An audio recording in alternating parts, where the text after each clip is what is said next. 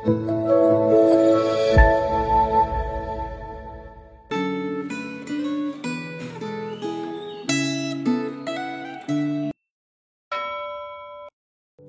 Bapak Ibu Saudara sekalian, sebelum kita merenungkan firman Tuhan, mari kita memohon hikmat dari Tuhan dan bersatu di dalam doa.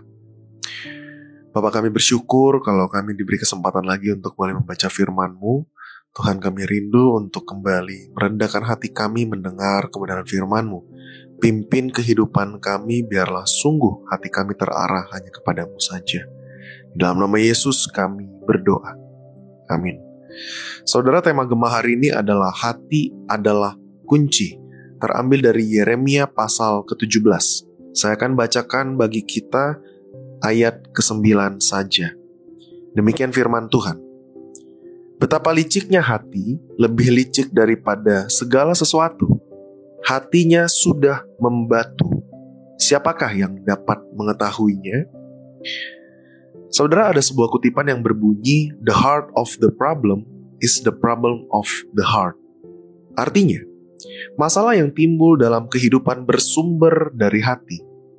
Hati adalah kunci yang menentukan bagaimana seseorang menjalani kehidupan. Amsal pasal 4 ayat 23 mengatakan, "Jagalah hatimu dengan segala kewaspadaan, karena dari sanalah terpancar kehidupan." Ketika kita ingin mengubah sikap, perilaku, dan kata-kata kita harus terlebih dahulu membereskan hati. Hati manusia yang sudah tercemar oleh dosa membuat manusia tidak dapat hidup mengasihi Allah dengan sepenuh hati. Bila Allah tidak memberikan kita hati yang baru, kita tidak akan mampu melakukan hal-hal yang berkenan kepada Allah. Kata-kata kita, pikiran kita, maupun perbuatan kita akan selalu condong untuk berbuat dosa. Hal ini terbukti dari apa yang terjadi pada bangsa Israel. Meskipun Allah berulang kali mengingatkan mereka melalui para nabi, melalui bencana, serta bangsa-bangsa lain yang diizinkan menindas mereka tidak kunjung bertobat. Bahkan, mereka semakin lama semakin jahat. Nabi Yeremia mengatakan bahwa hati manusia itu licik melebihi segala sesuatu dan tidak terpulihkan. Hati yang tidak diperbarui oleh Roh Kudus akan menjadi hati yang luar biasa licik, yaitu hati yang lihai menipu dan membujuk sang penilik hati untuk terus hidup di dalam dosa.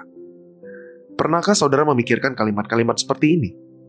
Tidak apa-apa saya berbohong, dia tidak akan pernah tahu. Beribadah dapat saya lakukan minggu depan, tetapi memancing bersama teman-teman lama hanya dapat terjadi hari ini. Atau, Tuhan akan mengerti kalau saya korupsi demi menafkahi keluarga saya. Atau, mungkin masih banyak bujukan lain yang serupa, yaitu bujukan yang kedengaran sangat masuk akal dan dapat diterima, serta menipu orang untuk terus hidup di dalam dosa. Syukurlah kepada Allah, Allah tidak membiarkan umatnya hidup dalam dosa. Allah mengirim umatnya ke pembuangan untuk memurnikan iman mereka, dan ia berjanji untuk menaruh Tauratnya dalam batin mereka dan menuliskannya pada hati mereka. Pasal 31 ayat 33-34. Dalam perjanjian baru, Allah bekerja melalui Roh Kudus untuk melahirkan kembali orang yang percaya kepada Yesus Kristus, dan prosesnya terjadi di dalam hati. Hati yang dibersihkan oleh Roh Kudus akan menjadi hati yang memancarkan kehidupan yang memuliakan Allah. Namun, hal ini tidak berarti bahwa hati kita menjadi kebal terhadap godaan dosa. Kita masih tetap bisa jatuh ke dalam dosa. Hati kita masih dapat terbujuk untuk melakukan dosa. Namun, bila kita bersandar pada Roh Kudus dan selalu mengawasi hati kita akan terus diperbarui hari ke hari. Amin. Mari kita berdoa. Bapa, kami bersyukur Engkau mengingatkan bagaimana kami rapuh, bagaimana kami juga menghadapi godaan dosa hari demi hari, dan bagaimana kami sangat memerlukan Engkau sebagai penolong kami hari demi hari. Tuhan, sertai kami, kuatkan kami ketika kami menghadapi godaan-godaan antara memilih dunia atau memilih firman. Tuhan, kuatkan kami sehingga kami boleh tetap setia kepadamu saja. Dalam nama Yesus kami berdoa. Amin.